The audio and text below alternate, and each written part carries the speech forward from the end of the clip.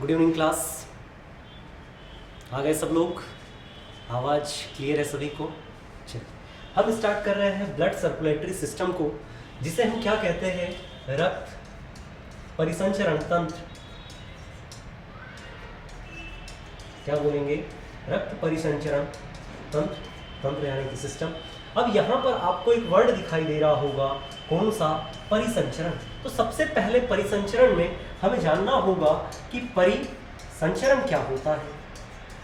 परिसंचरण, अगर मैं परि की बात करूं, एक जाना पहचाना सा एक शब्द आपको याद आ रहा होगा, वो कौन सा है? पर्यावरण, जो कि मिलकर के बना है किससे? परि प्लस आवरण से। यसा नो, किससे मिलकर के बना हुआ है? परि प्लस आवरण से मिलकर बना हुआ है, जिसमें हम जानते हैं कि परि का अर्थ क्या होता है? चारों ओर, होल एरियाज कह सकते हो, चारों ओर। और आवरण का मतलब तो आप जानते हो, एनवायरनमेंट, आपके चारों ओर का क्षेत्र, जिस सराउंडिंग एरिया से आप घिरे हुए हो उसको आप आवरण बोलते हो, एनवायरनमेंट बोलते हो। मतलब आपके चारों ओर का एरिया ही क्या कहलाता है? पर्यावरण कहलाता है। तो वही मैं बात करता हूँ परिसंचरण की। तो परि और संचरण से मिलकर के शब्द बना हुआ है, परि प्लस संचरण से मिलकर के शब्द बना है, जिसमें संचरण हो रहा है चारों ओर। किसका? तो किसका संचरण हो रहा है? यहाँ पर हम जानते हैं कि किसका हो रहा है? ब्लड का हो रहा है। इसी को हम क्या बोलते हैं? जिस तंत्र में ब्लड का चारों ओर सर्कुलेशन हो रहा हो, उसे ही हम क्या बोलते हैं? परिसंचरण तंत्र बोलते हैं। क्लियर है? परिसंचरण तंत्र बोलते हैं। इसकी खोज किसने की या इसकी डिस्कवरी किसने की? तो सबसे पहला यही क्वेश्चन पूछा जाता है कि परिसंचरण तंत्र या ब्लड सर्कुलेटरी सिस्टम की खोज किसके द्वारा की गई? तो मैं कह सकता हूं कि ब्लड सर्कुलेशन सिस्टम की खोज विलियम हार्वे के द्वारा की गई। किसके द्वारा की गई? विलियम हार्वे के द्वारा सबसे पहले ब्लड सर्कुलेटरी सिस्टम की खोज की गई। अब यहाँ हमने सबसे पहले, अगर मैं बात करूँ ब्लड सर्कुलेटरी सिस्टम की, तो वैसे ब्लड सर्कुलेटरी सिस्टम भी या रक्त परिसंचरण तंत्र भी 2 टाइप का होता है। कितने टाइप का होता है? तो 2 टाइप का होता है। मैं एक कह सकता हूँ कि एक ओपन सिस्टम होगा, और दूसरा कैसा होगा मेरे भाई? तो मैं कह सकता हूँ कि दूसरा कैसा होगा? क्लोज्ड सिस्टम होगा, और एक कैसा होगा? ओपन सिस्टम होगा। मतलब खुला रक्त परिसंचरण तंत्र कह सकते हो, और दूसरा क्या कह सकते हो आप? क्लोज या बंद रक्त परिसंचरण तंत्र कह सकते हो। क्लियर? मतलब खुला हुआ, जैसे आप किसको देखते हो? मच्छर को देखते होंगे, एंट्स को देखते होंगे, कीड़े मकोड़ों को देखते होंगे। अब जब आप उनको देखते हो तो आपको उसमें ब्लड दिखाई देता है। वहीं आपने किसी लड़की को देखा, किसी लड़के को देखा, देखते हो, खूब आंखें सेकते हो, है ना? जब आप देखते हो तो क्या उनका आपको ब्लड दिखाई देता है? क्या नहीं दिखाई देता? मैं खड़ा हूँ, क्या मेरे अंदर का आपको ब्लड दिखाई दे रहा है? नहीं। तो मैं कह सकता हूँ कि ऐसे लोग या ऐसे जीव जिनका मुझे ब्लड दिखाई देता है, वो ओपन ब्लड सर्कुलेटरी सिस्टम में आते हैं, और जिनका मुझे ब्लड दिखाई नहीं देता, वो किस में आते हैं? क्लोज्ड सर्कुलेटरी सिस्टम में आते हैं। एग्जाम्पल के लिए मैं एम्फीबियन कह सकता हूँ क्या? ह्यूमन कह सकता हूँ क्या? एनिमेलिया कह सकता हूँ क्या? मतलब आपका जीव जगत सारा का सारा जो कि पंच जगत वर्गीकरण दिया गया है, मैं वो सारा कह सकता हूँ कि क्लोज्ड सर्कुलेटरी सिस्टम में आएगा। ऐसा हो। अब यहाँ पर इन दोनों सिस्टम को पढ़ने से पहले या तो ओपन सर्कुलेटरी सिस्टम पढ़ेंगे या तो क्लोज्ड सर्कुलेटरी सिस्टम पढ़े। इसमें पहले हमें पढ़ना क्या है? दोनों इन्वॉल्व किस में है? तो मैं कह सकता हूं कि दोनों में हमें, इन दोनों को पढ़ने से पहले तो मुझे ब्लड को समझना होगा, क्योंकि अगर बेस ही क्लियर नहीं है, अगर आपको ब्लड ही नहीं मालूम है, तो क्या ओपन और क्या क्लोज्ड? मान लो बुक्स लिखी हुई है आपके पास में, और ऊपर आपने सब्जेक्ट का नाम ही नहीं पढ़ा और आप खरीद करके लेकर के आए, तो ये कुछ आपके काम का है क्या? नहीं है। तो मैं कह सकता हूं कि ब्लड सर्कुलेटरी सिस्टम या रक्त परिसंचरण तंत्र पढ़ने से पहले मुझे ब्लड को समझना होगा कि ब्लड एक्चुअल में होता क्या है, इसका फंक्शन क्या है, ये शरीर में बनाया क्यों गया, ये जरूरत क्यों है इसकी। Clear guys? तो यहाँ से क्वेश्चन सिर्फ आपको ये याद रखना है कि ब्लड सर्कुलेटरी सिस्टम की खोज किसके द्वारा की गई? विलियम हार्वे के द्वारा की गई। यहाँ पर हम बात करेंगे ये कितने टाइप का होता है, तो 2 टाइप का होता है, ओपन सर्कुलेटरी सिस्टम और कौन सा हो जाएगा? क्लोज्ड सर्कुलेटरी सिस्टम, जिसमें हमें आगे क्या पढ़ना है? मैं कह सकता हूँ यहाँ पर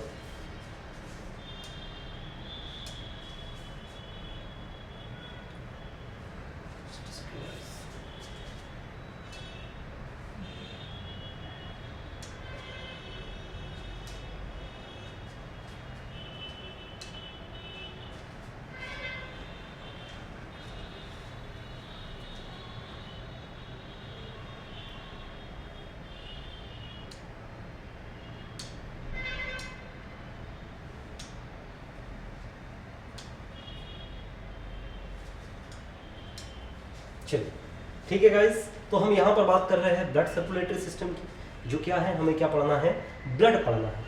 क्लियर गाइस? चलिए स्टार्ट करते हैं कि ब्लड के आगे हम क्या पढ़ेंगे। यहाँ पर हम ब्लड को पढ़ रहे हैं।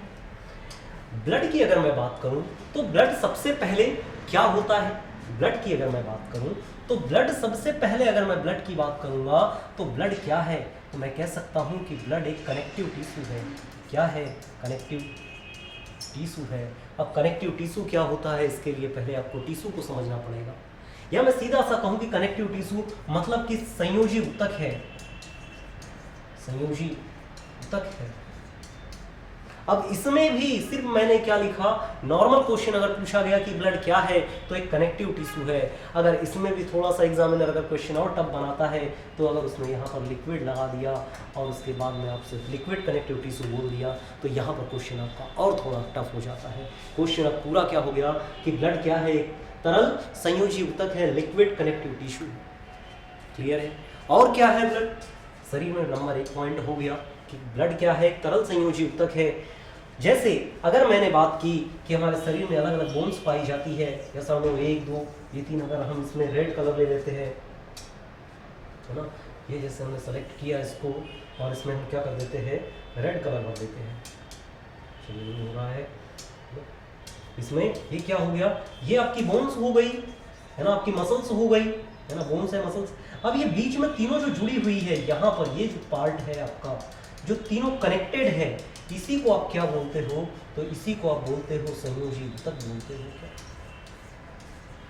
कनेक्टिव टिश्यू बोलते हो क्या इसी को? यही क्या हो जाएगा आपका, तरल संयोजी ऊतक हो जाएगा। यहीं पर अगर बात करें, ये और क्या करता है, एक मानव के शरीर में या एक नॉर्मल मनुष्य के शरीर में कितना ब्लड होता है, तो मैं कह सकता हूँ कि 5 से 6 लीटर ब्लड होता है नॉर्मल मनुष्य के शरीर में। कितना होगा? अब यहीं पर एक क्वेश्चन निकल करके आता है कि क्या मेल और फीमेल में बराबर होता है क्या ब्लड, या मेल में ज्यादा होता है या फीमेल में ज्यादा होता है? नहीं, यहां पर कितना ज्यादा होगा, मेल में हमेशा ज्यादा होगा। कितना ज्यादा होगा, तो मैं कह सकता हूं कि 1.5 लीटर कितना होगा, 1.5 लीटर किस में ज़्यादा होता है, मेल में ज़्यादा होता है। दूसरा ये पूछ सकते हैं कि मेल की अपेक्षा महिलाओं में कितना कम होता है, तो वो भी आंसर कितना आ जाएगा आपका कि 1.5 लीटर कम होता है। क्लियर? उसके बाद में तीसरे पॉइंट पे हम चलते हैं कि पूछा जाता है कि मनुष्य के शरीर में वजन का कितने भाग या कितने % ब्लड होता है। तो यहाँ पर अगर कोई व्यक्ति 70 केजी का है तो उसके शरीर में कितने % होगा, तो यहाँ वेट का या वजन की अगर मैं बात करूं,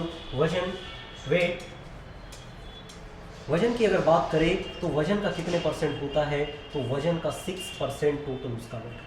कहीं कहीं 6 मिलेगा आपको, कहीं 7% में मिलता है, इससे कंफ्यूज नहीं होना, अप्रॉक्स में जो आंसर आएगा लगा देना है। तो 7% अगर मैंने बात की कि टोटल 7% क्या होगा, शरीर में ब्लड होगा 6 और 7% ना, यहाँ लिख भी देता हूँ, 6 से लेकर के 7% के आसपास होता है ना, इसमें जो भी आ जाए आपका। तो यहाँ मैंने अगर बात की कि 100 केजी का कोई व्यक्ति है, 100 केजी के व्यक्ति के शरीर में कितना ब्लड होगा, तो मैं कह सकता हूँ कि यहाँ पर आप परसेंटेज निकालोगे कि इसके शरीर में कितना ब्लड होगा, कितना है, 6% है, कितना हो जाएगा, 6% होता है, परसेंट हटाएंगे हम, 100 लगाएंगे, मतलब कितना, 100 से 100 कट जाएगा, यहाँ आंसर कितना आ जाएगा, 6 लीटर आ जाएगा। मतलब मैंने यहाँ पर भी लिखा कि मनुष्य के शरीर में कितना ब्लड होता है, 5 से 6 लीटर होता है। एक एवरेज मैं 100 केजी को लेकर के चल रहा हूँ। अगर वेट की बात करूँ तो वेट के हिसाब से वजन कितना होगा, 6% होगा। क्लियर है? तो ये तो हो गया आपका ब्लड के बारे में 2-3 चीजें कि ब्लड एक कनेक्टिव टिश्यू होता है। दूसरा, 5 से 6 लीटर मनुष्य के शरीर में पाया जाता है। वजन कितना, वजन के हिसाब से अगर बात करेंगे तो वजन में 6% ऑफ ब्लड होता है, टोटल वेट का कितना होगा, 6% होगा। क्लियर? एक नॉर्मल व्यक्ति के शरीर में कितना होगा, 5 से 6 लीटर होगा। अब हम बात करते हैं कि ब्लड जो है, ब्लड की अगर बात करें, जैसे ब्लड भी तो ऐसा है नहीं, ऐसा नो, ब्लड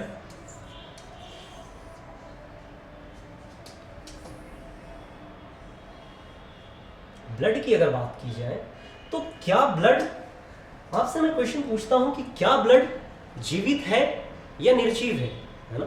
लिविंग पार्ट है, नॉन लिविंग पार्ट है, तो आप कहोगे सर ब्लड तो नॉन लिविंग पार्ट भी है और लिविंग पार्ट भी है। ऐसा हो सकता है क्या कि कुछ लिविंग पार्ट हो कुछ नॉन लिविंग पार्ट हो? तो हाँ मेरे भाई, यहाँ पर कह सकते हो कि ब्लड जो होता है नॉन लिविंग भी है,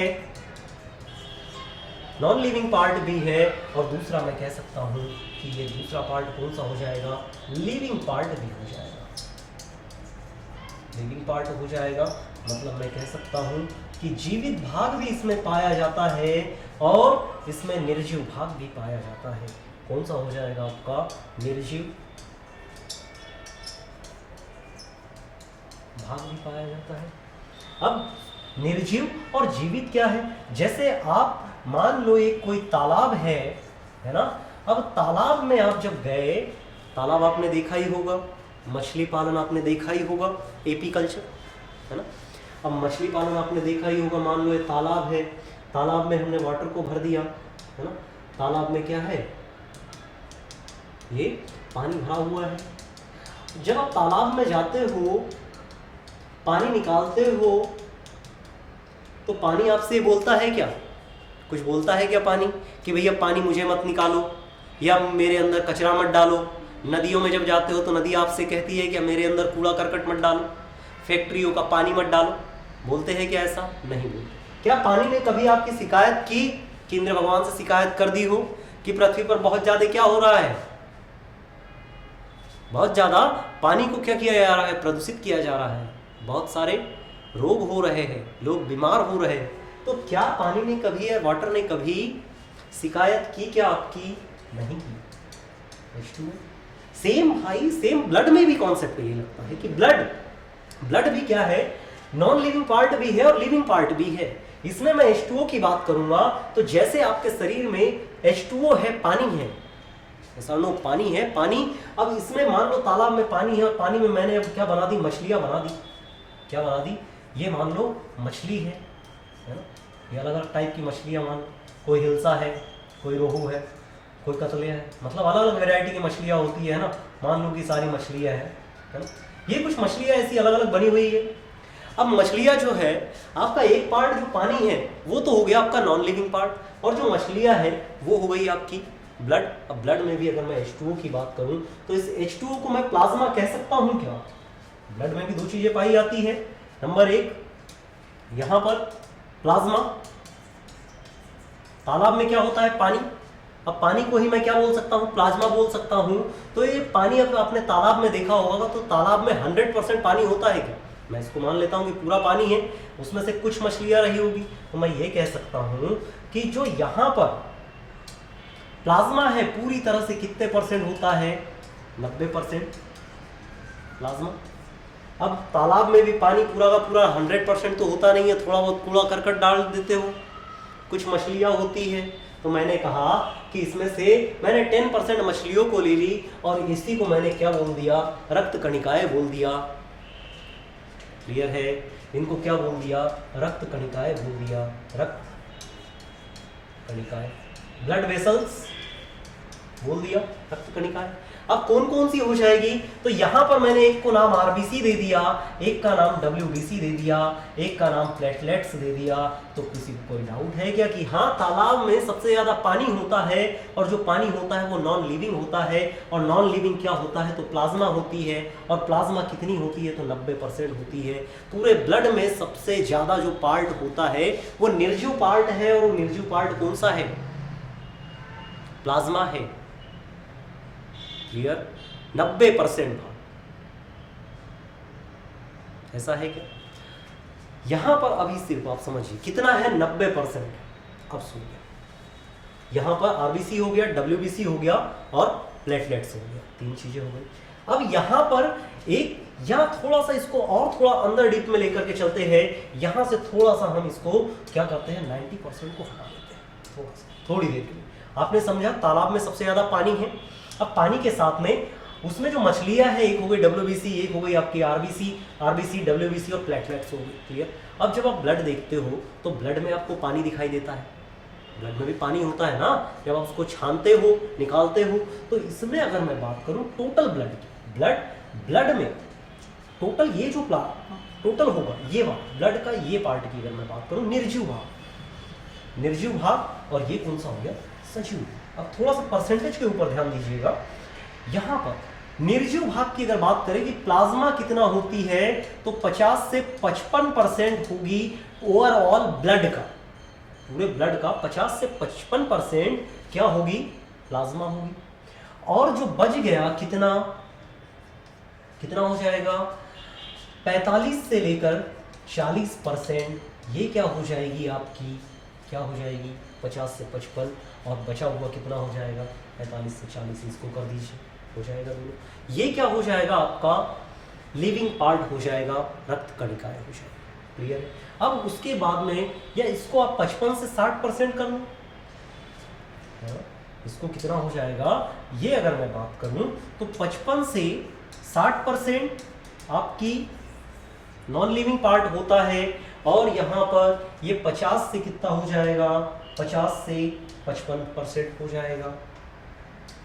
कितना हो जाएगा, 50 से लेकर के 55% हो जाएगा। अब यहाँ पर देखो, यहाँ तालाब में जब इसकी संख्या है तो इस 50 से 55% में जो प्लाज्मा है इसमें भी कितना है, 90% क्या होगा, पानी होगा। कितना होगा, 90% पानी होगा प्लाज्मा। अब 90% पानी के बाद में अगर मैं बात करूं बचा कितना, 10%, और 10% में क्या होता है, तो एक प्रोटीन होता है। क्या होगा, प्रोटीन होगा। मछली आप खाते हो, विटामिन ए का सोर्स होती है। वाटर पीते हो, HCl होता है, हाइड्रोजन होता है, शरीर में पूर्ति करता है ना। अगर मैं बात करूं कि 90% पानी है और 10% प्रोटीन है, अब इस 10% प्रोटीन में भी क्या क्या आ जाता है, इसको देखिए कि 10% में आपका नॉन लिविंग पार्ट की पहले बात कर लेते हैं कि नॉन लिविंग पार्ट में 10% में क्या क्या आ जाता है। जैसे अगर मैं बात करूं यहाँ पर आपके 10% किसकी, प्रोटीन्स की, कि प्रोटीन्स में क्या क्या आ जाता है। जैसे सबसे पहले मैं बात करता हूं फाइब्रोनोजिन की। फाइब्रोनोजिन एक एंटीजन है, या मैं बात करूं इक्विपमेंट है, या एक प्रोटीन है। फाइब्रोनोजिन भी क्या है, प्रोटीन है, जो क्या करता है, ब्लड को क्लॉट करने में सहायता करता है। ये क्या है, एंटी कोगुलेंट एजेंट है, या ब्लड को क्या करता है, ब्लड को क्लॉट करने के लिए सहायता करता है। क्या करेगा, ब्लड को क्लॉट करने के लिए सहायता करेगा। दूसरा मैं यही बात करूं हिपेरिन की, हिपेरिन ये भी क्या है, एक प्रोटीन है, एक एंटीजन है। अगर मैं बात करूं कि हिपेरिन क्या करता है, तो ब्लड को लिक्विड फॉर्म में बना करके रखता है, बनाए रखता है। या मैं कहूं कि ब्लड को लिक्विड अवस्था में, द्रव अवस्था में बनाने का काम कौन करता है, हिपेरिन करता है। क्या प्रोटीन में यही है क्या, नहीं। प्रोटीन में इसके अलावा क्या होता है, तो सबसे बड़ी बात, एक क्वेश्चन आपसे पूछा जाता है कि कौन सा आपका आ जाएगा, एल्बुमिन।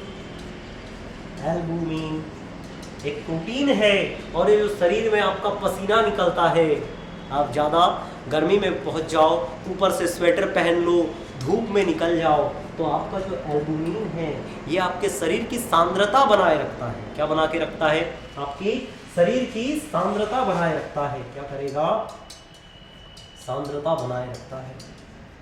आपका जो बॉडी टेम्परेचर है ना, आपका जो बॉडी टेम्परेचर है, आपका बॉडी में जितनी हीट है, आपके बॉडी के टेम्परेचर को बना करके रखने का काम कौन करता है, तो मैं कहूँगा एल्बुमिन करता है। क्लियर है, कौन करेगा, एल्बुमिन करता है। यहीं फिर और मैं बात करूँ ग्लोबुमिन, एल्बुमिन, ग्लोबुमिन, ये सब क्या है, ये आपके शरीर में प्रोटीन पाए जाते हैं। इसके अलावा कुछ एलिमेंट, कुछ तत्व पाए जाते हैं। जैसे तत्व में कौन कौन से हो जाएंगे, जैसे एक तो आपका सबसे पहले विटामिन के लिख देते हैं, विटामिन के। दूसरा आपका फेरस आयरन पाया जाता है। उसके बाद में सोडियम पाया जाता है क्या आपके शरीर में? 10% की बात कर रहे हैं कि 10% में ये होता है। इसके बाद में और क्या होता है? इसके बाद में मैं कह सकता हूँ कि इसी में और क्या हो जाएगा आपका? पोटेशियम हो जाएगा, पोटेशियम, सोडियम। उसके बाद में मैं कह सकता हूँ कि और क्या हो सकता है? कैल्शियम हो सकता है, 2+ होता है कैल्शियम के ऊपर, है ना। तो ये भी किसमें पाया जाता है? तो मैं कह सकता हूँ कि ये सब प्रोटीन के अंदर पाया जाता है। प्रोटीन में ही आपकी वसा भी आ जाएगी, वसा पाई जाती है ना। तो ये सब किसमें पाए जाते हैं?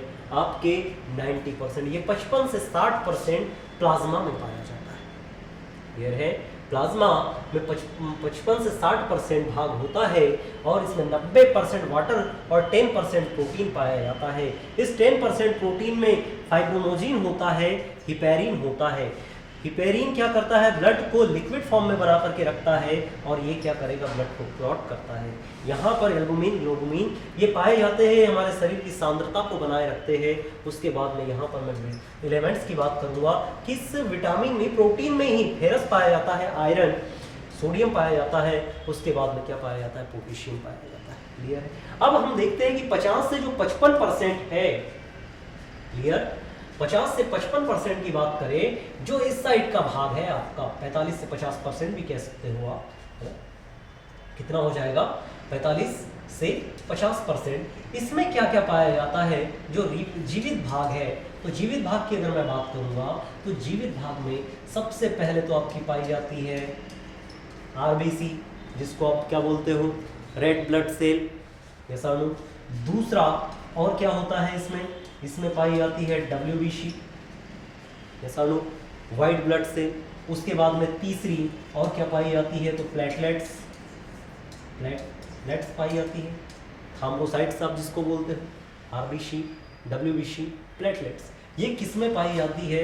जीवित भाग में पाई जाती है। मतलब मैं ये कह सकता हूँ कि जो जीवित भाग है आपका, जीने का जो भाग है वो क्या है? RBC, WBC, platelets. आरबीसी कम हुई, आपका ब्लड कम हुआ। क्या होगा? आरबीसी कम हुई, आपका ब्लड कम हुआ, और ब्लड कम हुआ मतलब आपके निपटने के चांसेस बढ़ गए। दूसरी चीज, डब्ल्यूबीसी कम हुई, डब्ल्यूबीसी जैसे ही कम हुई, संक्रमण आपके ऊपर हावी हुआ और आप बीमारी की तरफ बढ़े और बीमार हुए और बीमारी से भी आप कहाँ पहुँच गए? वहाँ। तीसरा प्लेटलेट्स। मान लो प्लेटलेट्स के लिए अगर मान लो कोई शुगर का पेशेंट है ना, अब उसकी प्लेटलेट्स क्या है? कम है। शुगर का पेशेंट है, प्लेटलेट्स करती क्या है मेनली? तो ये करती क्या है? रक्त का थक्का बनाती।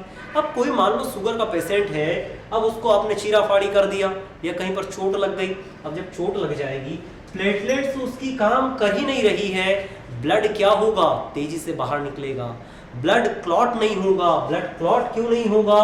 क्योंकि हिपेरिन काम नहीं करेगा, यहाँ पर फाइब्रोनोजिन काम नहीं करेगा। इसको एक्टिवेट करने के लिए कैल्शियम चाहिए, कैल्शियम काम नहीं करेगा। तो फिर यहाँ पर क्या हो जाएगा? प्लेटलेट्स आपकी फेल हो जाएगी, ब्लड क्लॉट नहीं कर पाएगी और जिसके कारण आपकी क्या हो जानी है? डेथ हो जानी है, क्योंकि रक्त शरीर से ज़्यादा बाहर निकल जाएगा। क्लियर है गाइस?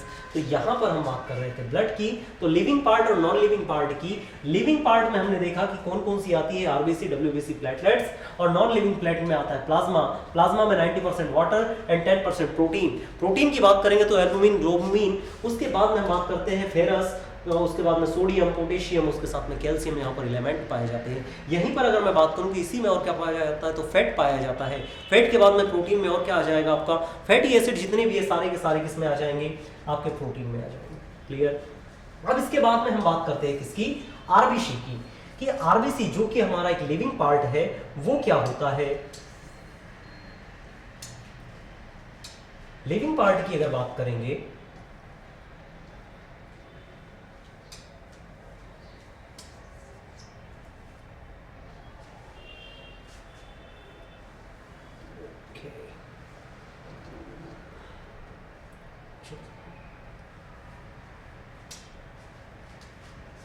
यहां पर हम बात कर रहे हैं आरबीसी की। सबसे पहले तो क्वेश्चन ये पूछ लिया जाता है कि आरबीसी का नाम से बहुत पहले क्वेश्चन आता है कि आरबीसी को और किस किस नाम से जाना जाता है। तो आरबीसी की अगर मैं बात करूंगा, पहला नाम तो इसका हो जाता है लाल रक्त कणिकाएं। लाल रक्त कणिकाएं क्यों कहते हैं? क्योंकि ये लाल कलर की है, इसीलिए इसका नाम क्या रख दिया गया? लाल रक्त कणिकाएं रख दिया गया। रेड ब्लड कार्पल्स इसको बोला जाता है। क्या बोलेंगे? रेड ब्लड कार्पल्स इसको बोला जाता है। दूसरा इसका रासायनिक नाम क्या है? तो मैं इसको कह सकता हूं कि इसको क्या बोला जाता है? एरिथ्रोसाइट। एरिथ्रोसाइट इसका क्या हो जाएगा? इसका और एक नाम क्या हो गया? एरिथ्रोसाइट हो गया। ब्लड सेल भी कह सकते हो आप, रेड ब्लड सेल भी कह सकते हो, रेड ब्लड कार्पल्स भी कह सकते हो। Clear guys? इसके बाद में अगर मैं बात करूं रेड ब्लड सेल की, कि रेड ब्लड सेल, सबसे पहले तो ये पता होना चाहिए कि रेड ब्लड सेल बनती कहाँ है, इसका प्रोडक्शन कहाँ होता है, इसका प्रोडक्शन कहाँ होगा। सबसे पहले तो बात ये आती है कि रेड ब्लड सेल है हमारा शरीर में, आप जब भी ब्लड कहीं आपको चोट लग जाए, बाहर क्या निकलता है? ब्लड। वो कैसा होता है? रेड कलर का। ऐसा है कि जैसे व्हाइट ब्लड सेल की बात करूं तो व्हाइट होना चाहिए, ऐसा है ना। जैसे आपने हीमोसील देखा होगा, हीमोसाइनिन, आर्थ्रोपोडा का रक्त देखा होगा, है ना, या जलीय जंतुओं का देखा होगा, अलग अलग सबका कलर होता है ना। तो हमारा कैसा कलर है ब्लड का? रेड कलर है। चलिए, तो यहाँ प्रोडक्शन की बात करूं तो इसका प्रोडक्शन कहाँ होता है? बोन मैरो में होता है। बोन मैरो, बोन मैरो, या इसी को कह सकता हूं मैं अस्थि मज्जा। अस्थि मज्जा में होता है। अबे अस्थि मज्जा क्या होता है? तो किसी की हड्डी टूटी हुई आपने देखी होगी, मान लो किसी की ये हड्डी है इस टाइप से, इसका एक जॉइंट बनाया ऊपर वाला, ये यहाँ से ये इस टाइप से एक जॉइंट हो गया हड्डी का, उसको ऊपर से, है ना? अब ये हड्डी के अंदर बीच वाला जो पार्ट है, ये यहाँ हड्डी जब तक तोड़ोगे तो आपको इस प्रकार का कुछ भाग दिखाई देगा। ठीक है, बोन हो गई आपकी। बोन के बीच में आपको ये जो पार्ट दिखाई देता है खोखला, जिसे होलो पार्ट कहते हो, इसी को आप क्या बोलते हो? अस्थि मज्जा बोला जाता है। क्या बोलते हैं इसको? बोन मेरो बोला जाता है। क्या बोलेंगे? बोन मेरो बोलेंगे। ये भी 2 टाइप्स का होता है। बोन मेरो की भी अगर मैं बात करूंगा तो एक क्या हो जाएगा आपका? व्हाइट बोन मेरो होगा, और दूसरा कैसा होगा? रेड बोन मेरो होगा। पहला कौन सा होगा? White bone marrow. दूसरा कौन सा होगा? Red bone marrow. अगर मैं रेड बोन मेरो की बात करूंगा तो क्वेश्चन जनरली यहीं से पूछ लिया जाता है कि रेड ब्लड सेल का निर्माण कहाँ होता है या प्रोडक्शन कहाँ होता है? तो बोन मेरो में होता है। परंतु कौन से बोन मेरो में होता है? तो मैं कहूंगा कि रेड बोन मेरो में इसका निर्माण होता है। रेड अस्थि मज्जा में इसका निर्माण होता है। पहला क्वेश्चन। उसके बाद में पूछा जाता है कि फेटस के केस में या भ्रूण के केस में, अगर मैं बात करूं भ्रूण, जब बच्चा क्या होगा? गर्भ में होगा, प्रेग्नेंट लेडी है, उनके अंदर बच्चा जब बड़ा होता है, तब उस केस में अगर मैं यहाँ पर भ्रूण की बात करूं या फेटस की बात करूं तो यहाँ पर इस कंडीशन में कहाँ होता है? तो इस कंडीशन में इसका प्रोडक्शन कहाँ होगा? तो स्प्लीन में होता है। स्प्लीन, या इसी को आप क्या बोलते हो? प्लीहा बोलते हो, और इसी को ग्रेवयार्ड ऑफ सेल बोला जाता है। इंसानों प्रोडक्शन कहाँ होगा?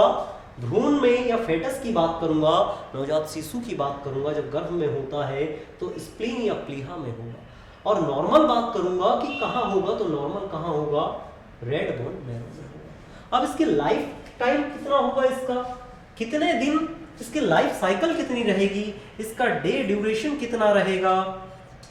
ड्यूरेशन या लाइफ, इसकी लाइफ स्पेन कह सकते हो आप, इसकी लाइफ कितनी रहेगी? तो ये आप जानते हो कि 120 डे इसकी लाइफ रहने वाली है। कितनी रहेगी? 120 डे लाइफ रहेगी।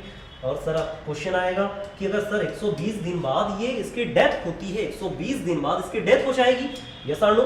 यहाँ पर क्या हो जाएगी इसकी? 120 दिनों के बाद में, 120 दिनों बाद में इसकी क्या होने वाली है? डेथ। तो ये भी तो क्वेश्चन होगा कि सर इसकी डेथ कहाँ होगी 120 दिनों के बाद? जब इसकी डेथ होती है तो इसी को कहाँ होती है? प्लीहा में। और अभी मैंने आपको बताया कि फेटस के केस में इसका निर्माण भी कहाँ होता है? प्लीहा में, या इसी को आप स्प्लीन बोलते हो, तिल्ली जिसको आप बोलते हो, स्प्लीन, प्लीहा, प्लीहा में होती है, या सानो। अब जब यहाँ पर इसकी डेथ होती है 120 दिनों के बाद में, तो आरबीसी 2 पार्ट में डिवाइड हो जाती है। जैसे थोड़ा ऊपर चलते हैं।